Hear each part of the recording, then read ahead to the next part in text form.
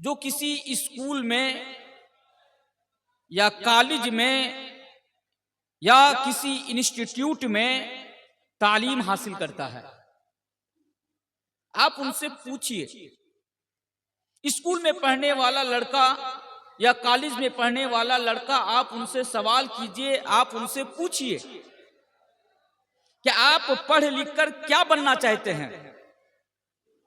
तो उनमें से अक्सर ये जवाब देंगे कि मैं पढ़ लिख कर गवर्नमेंट जॉब करना चाहता हूं, मैं डॉक्टर बनना चाहता हूं, मैं इंजीनियर बनना चाहता हूं, मैं प्रोफेसर बनना चाहता हूं। बड़ी अच्छी बात है, बड़ी अच्छी बात है।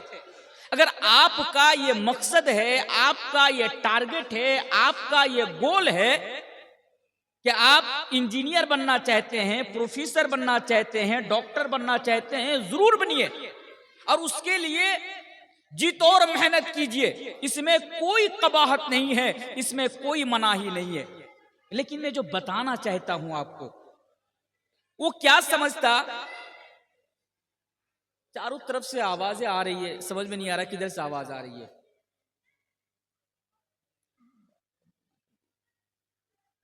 तो जो बोल रहा था कि वो ये समझता है कि मैं स्कूल में पढ़ता हूं, कॉलेज में पढ़ता हूं, यूनिवर्सिटी में पढ़ता हूं, मैं मेहनत करके पढ़ूंगा, डॉक्टर बनूंगा, इंजीनियर बनूंगा, आईपीएस बनूंगा, गवर्नमेंट जॉब मिलेगी तो मैं अपनी जिंदगी में कामयाब हो जाऊंगा। अच्छी बात है, अगर किसी को गवर्नमेंट जॉब मिलती है तो यकीनन वो कामयाब है। एक बाप, गौर से सुनिए, फिर मेरी तकरीर आपको समझ में आएंगी आज। एक बाप अपना बच्चा को 1 लाख, 1 करोड़, 2 करोड़, 5 करोड़ डोनेशन देकर अच्छे स्कूल में पढ़ाता है। भाई क्यों पढ़ाता है ना? आपके घर के आसपास स्कूल है, मदरसा है, कॉलेज है, सब कुछ है, लेकिन फिर भी अब क्या करते हैं, 1-1 करोड़ रुपया खर्च करके आप अपने बच्चे को बढ़िया से बढ़िया स्कूल में और अच्छे से अच्छे कॉलेज में आप उनका दाखिला कराते हैं, आप उनको पढ़ाते। क्यों? तो क्यों का जवाब है कि वहां पढ़कर जब मेरा बेटा निकलेगा तो कामयाब बनकर निकलेगा। अच्छी बात है, पढ़ाइए आप अपने बच्चे को, आप अपनी औलाद को तालीम दीजिए, इसमें कोई कबाहत नहीं है। लेकिन मैं ये बताना चाहता हूं मेरे भाइयों, ये असल में कामयाबी नहीं है, नहीं है। आप गवर्नमेंट जॉब पाकर जो इतरा रहे हैं ना, ये असल में कामयाबी है, ये नहीं है। तो कामयाबी क्या है? हम सब जानते हैं कि कामयाबी क्या है। कोई बता सकते हैं कि असल में कामयाबी क्या है? क्या है? एक आदमी, असल में कामयाबी है जन्नत का पा जाना, यही असल कामयाबी है। और एक आयत पढ़ूंगा और फिर मैं असल मौजू के ऊपर आऊंगा, असल कामयाबी क्या है। अल्लाह तबारक व तआला कुरान करीम के अंदर एक जगह बयान फरमाता है कि फमन ज़ुहज़िहा अनिन नारी व उदखिलल जन्नत फ़क़द फ़ाज़। कामयाब वो है, ये मुद्दा बात है, हम सबका टारगेट होना चाहिए, हम सबका यही गोल होना चाहिए। कामयाबी क्या है?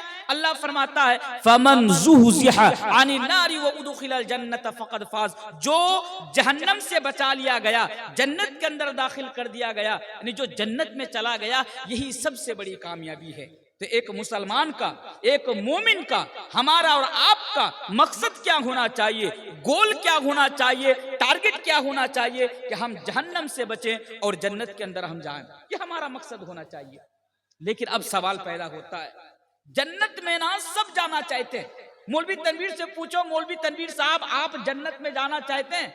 तो मैं कहूंगा यार ये कैसा सवाल है, मैं तो जन्नत में जाना चाहता हूं, आप भी जन्नत के अंदर जाना चाहते हैं, स्टेज के ऊपर जो बैठे हुए हैं ये लोग भी जन्नत के अंदर जाना चाहते हैं। आपको और एक बात बताऊं, आपके समाज में, मोहल्ले में या बस्ती में एक शराबी है, शराबी लेकिन मुसलमान है, शराब पीता है, नमाज नहीं पढ़ता है, माह रमजान में रोजा नहीं रखता है, उसके अंदर लाखों खराबियां हैं, उसके अंदर लाखों बुराइयां हैं। फिर भी अगर आप उनसे पूछेंगे, उनसे सवाल करेंगे कि अच्छा भाई बताओ आप जन्नत के अंदर जाना चाहते हो या जहन्नम के अंदर जाना चाहते हो, तो उसका सीधा सा और आसान सा जवाब ये आएगा कि मौलाना तनवीर साहब हम तो जन्नत के अंदर जाना चाहते, भले ही हम नमाज ना पढ़े, भले ही हम रोजा ना रखे, वो अलग बात है, वो बात की बात है, लेकिन हम तो जन्नत के अंदर जाना चाहते। अल्लाहू अकबर, जन्नत, क्योंकि हर शराबी, जुआरी, बेनमाजी ये जानता है कि जन्नत से बढ़कर कोई कामयाबी नहीं है।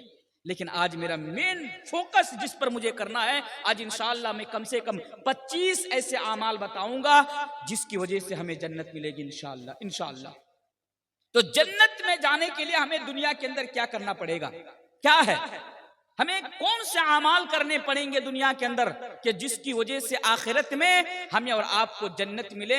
वो चीजें मैं एक एक करके बड़े ही इख्तिसार के साथ मैं आपके सामने बताता जाऊंगा, आप सुनते जाएंगे और उसको नोट करते जाएंगे या अपने जहन के किसी कोने के अंदर उसको फिट करते जाएंगे कि मौलाना तनवीर साहब हमारे यहाँ आए थे और जन्नत में ले जाने वाले आमाल या वो आमाल जिसकी वजह से इंसान जन्नत के अंदर जाता है वो बता कर गए थे। तो आइए मेरे भाइयों अब शुरू करता हूं कि पहला आमाल या पहला काम या पहली चीज जो हमें करना होगा जन्नत पे जाने के लिए, इस पर जरा गौर कीजिए। मैं पूछूंगा, सवाल करूंगा कि कितना हुआ और क्या बोला मैंने आपसे, इसलिए गौर से सुनिए। ऐ लोगों, जन्नत में जाने के लिए या जो चीज हमें सबसे पहले जन्नत के अंदर लेकर जाएगी वो चीज क्या है? वो चीज शहादत वल्ला इलाहा इल्लल्लाह व अन्ना मुहम्मदर रसूलुल्लाह। ये दो चीजें, यानी जन्नत में जाने के लिए आपको सबसे पहले इस बात की गवाही देनी पड़ेगी, आपको इस बात का इकरार करना पड़ेगा कि अल्लाह के अलावा कोई माबूद नहीं। शहादतु अल्लाह इलाहा इल्लल्लाह व अन्ना मुहम्मदर रसूलुल्लाह। और आपको रिसालत का इकरार करना पड़ेगा, आपको इस बात का भी इकरार करना पड़ेगा कि नबी करीम जनाब मुहम्मदुर रसूलुल्लाह सल्लल्लाहु अलैहि वसल्लम अल्लाह के रसूल हैं। ये दोनों चीज इकरार किए बगैर और ये गवाही दिए बगैर कोई आदमी जन्नत के अंदर नहीं जा सकता। नमाज का मामला बाद में आता है, रोजे का मामला बाद में आता है, ज़कात का मामला बाद में आता है, खिदमत खल्क का मामला बाद में आता है। और लोगों, अगर तुम जन्नत के अंदर जाना चाहते हो तो सबसे पहले तुम्हें ईमान लेकर आना पड़ेगा, ये गवाही देनी पड़ेगी, ये इकरार करना पड़ेगा कि अल्लाह के अलावा कोई माबूद नहीं और मुहम्मदुर रसूलुल्लाह सल्लल्लाहु अलैहि वसल्लम अल्लाह के रसूल हैं। बस सीधी सी बात है, हम सब जानते हैं, ये पहली चीज है। अल्लाहु अकबर, गौर कीजिए, क्या? अल्लाह को एक मानना या एक जानना और उसके साथ नबी करीम जनाब मुहम्मद रसूलुल्लाह सल्लल्लाहु अलैहि वसल्लम को उसका रसूल मानना या इकरार करना, ये पहली चीज है जन्नत में जाने के लिए। अच्छा, अगर आपको मैं और आसान तरीके से समझाऊं ना तो सीधी सी बात है कि जन्नत में मुसलमानों के अलावा कोई जाएगा ही नहीं। अल्लाहु अकबर, हम मुसलमान हैं कि नहीं? हम लोग मुसलमान है ना? जन्नत में कौन जाएगा? बहुत सारे लोग कहते हैं यार क्या मौलवी लोग ठेकेदार हैं जन्नत और जहन्नम का? सोशल मीडिया पर कमेंट करते हैं, क्या मौलवी तनवीर ठेकेदार है? ये बताएगा कौन जन्नत में जाएगा और कौन जहन्नम के अंदर जाएगा। मेरे भाइयों, कोई मौलवी ठेकेदार नहीं है और ना मौलवी तनवीर आलम जन्नत का ठेकेदार है, क्योंकि जन्नत सिर्फ अल्लाह के उसका मालिक सिर्फ अल्लाह है। वो बेहतर जानता है कौन जन्नत में जाएगा और कौन जहन्नम के अंदर जाएगा। लेकिन नबी करीम जनाब मुहम्मद रसूलुल्लाह सल्लल्लाहु अलैहि वसल्लम ने हमें और आपको बताया है, अल्लाह ने हमें बताया है कि जन्नत में जाने के लिए सबसे पहले तुम्हें इस्लाम के साया में आना पड़ेगा, तुम्हें मुसलमान बनना पड़ेगा।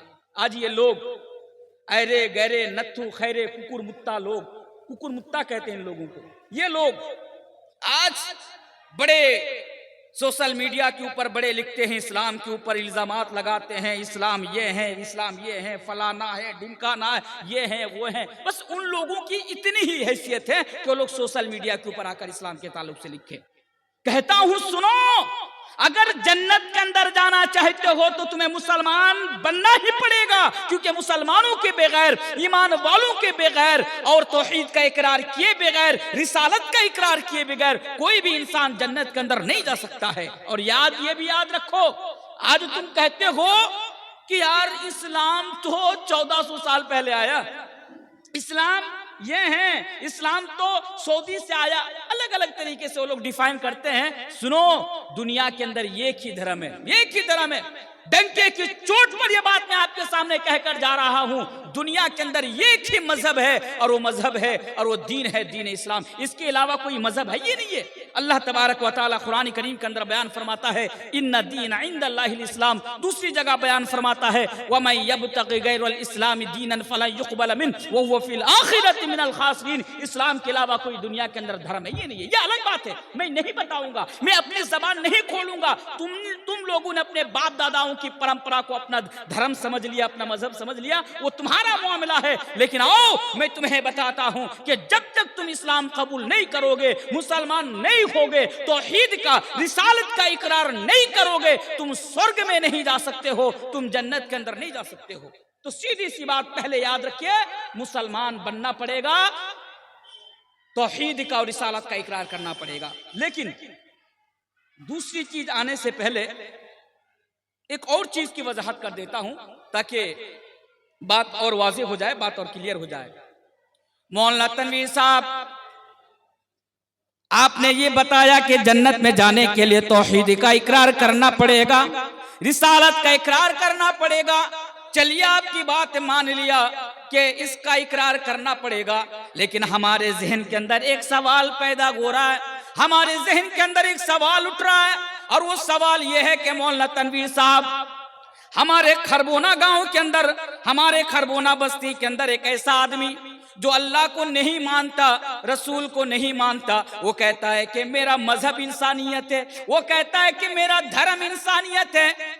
आप लोग सुने कि नहीं सुने? बहुत सारे लोग कहते हैं कि मैं किसी भी धर्म को नहीं मानता, मेरा धर्म इंसानियत है। सुने हैं ना? तो ऐसे लोग, इन लोगों के बारे में कहता हूं। आप कहते हैं तनवीर साहब, ये आदमी जो अल्लाह को नहीं मानता, रसूल को नहीं मानता, लेकिन हमारे गांव में गरीबों की बहुत ज्यादा मदद करते हैं, हमारे गांव में किसी गरीब घराने की लड़की की शादी नहीं होती, ये पैसा देता है और उसकी शादी कराता है। ये अच्छा काम है कि नहीं है? बिल्कुल ये अच्छा काम है। मौलाना तनवीर साहब वही आदमी जो अल्लाह को नहीं मानता, रसूल को नहीं मानता, लेकिन हमारे गांव के अंदर अगर कोई बीमार हो जाए, अगर किसी को कैंसर की बीमारी हो जाए, अगर किसी को बड़ी खतरनाक बीमारी हो जाए और इलाज के लिए उसके पास अगर पैसा ना हो, तो वो आदमी उसकी मदद करता है, उसको बेंगलोर लेकर जाता है, उसको हैदराबाद लेकर जाता है और उसका इलाज कराता है। मौलाना तनवीर साहब मुझे बताइए, भले ही वो अल्लाह को ना मानता हो, भले ही वो रसूल को ना मानता हो, लेकिन वो तो अच्छा काम करता है, वो तो नेकी का काम करता है। आप बताइए वो आदमी जन्नत के अंदर जाएगा या जहन्नम के अंदर जाएगा? ओ लोगों, ऐसा सवाल अपने जहन के अंदर अगर पैदा हो रहे हो, ओ लोगों अगर ऐसा सवाल आपके जहन के अंदर उठ रहे हो, तो इसका जवाब भी सुन लो। हाँ मेरे भाई, इस जवाब को भी सुन लो। अगर कोई आदमी पूरी जिंदगी भर नेकी का काम करे, पूरी जिंदगी भर गरीबों को खाना खिलाए, पूरी जिंदगी भर गरीबों की मदद करे, यतीमों की मदद करे, लेकिन अगर अल्लाह को ना माने, रसूल को ना माने, तो मेरे भाइयों वो जन्नत के अंदर नहीं जा सकता है, नहीं जा सकता है जन्नत के अंदर। तो उसने जो नेक आमाल किए, हो सकता है कि दुनिया में अल्लाह उसको उसका बदला दे दे, लेकिन आखिरत में कोई फायदा नहीं है, कोई फायदा नहीं है। दलील, आइए एक हदीस रखता हूं, फिर दूसरी चीज के ऊपर आपको लेकर आता हूं। हदीस यूं है, नबी के जमाने में एक आदमी रहा करता था जिसका नाम अब्दुल्ला बिन जदान था। बड़ी फेमस हदीस है और आप लोग कई मर्तबा इसको सुने होंगे। अब्दुल्ला बिन जदान वो अल्लाह को मानने वाला ना था, रसूलों को मानने वाला ना था, यानी उसने ईमान ना लाया था, लेकिन आदमी बड़ा अच्छा आदमी था, लोगों की मदद क्या करता था, हाजियों को खाना खिलाया करता था, यतीमों की मदद क्या करता था। जब उसका इंतकाल हो जाता है, जब उसकी मौत हो जाती है, वो अल्लाह के प्यारे नबी जनाब मोहम्मद रसूलुल्लाह सल्लल्लाहु अलैहि वसल्लम से हजरत आयशा सवाल करती है, या रसूल अल्लाह, ये अल्लाह के रसूल आप बताइए, ये अब्दुल्ला बिन जदआन, ये अब्दुल्ला बिन जुदआन ये जन्नत के अंदर जाएगा या जहन्नम के अंदर जाएगा? तो अल्लाह के प्यारे नबी ने क्लियर कर दिया। अल्लाह के प्यारे नबी ने अपनी बीबी हजरत आयशा रज़ियल्लाहु ताला अन्हा को ये जवाब दे दिया, ऐ मेरी बीबी आयशा, ये अब्दुल्ला बिन जदआन जन्नत के अंदर नहीं बल्कि जहन्नम के अंदर जाएगा, क्योंकि उसने ईमान नहीं लाया था। जहन्नम के अंदर जाएगा, वो जन्नत के अंदर जा ही नहीं सकता। क्यों? देखिए, एक आदमी जो नेक काम करे, नेक अमाल करे, लेकिन अल्लाहु अकबर ईमान ना लाने की वजह से तौहीद का इकरार ना करने की वजह से और रिसालत का इकरार ना करने की वजह से उसके सारे नेक आमाल बर्बाद हो गए, उसके सारे नेक आमाल तबाह हो गए। और अल्लाह के प्यारे नबी ने बयान फरमाया कि वो जन्नत के अंदर नहीं जा सकता बल्कि उसे जहन्नम के अंदर जाना पड़ेगा। बात समझ में आ रही है? हम और आप कितने खुश नसीब है, अल्लाह अकबर, कि अल्लाह तबारक व तआला ने हमें और आपको ईमान की दौलत से मालामाल किया है। कम से कम ऊंची आवाज में पढ़िए अल्हम्दुलिल्लाह।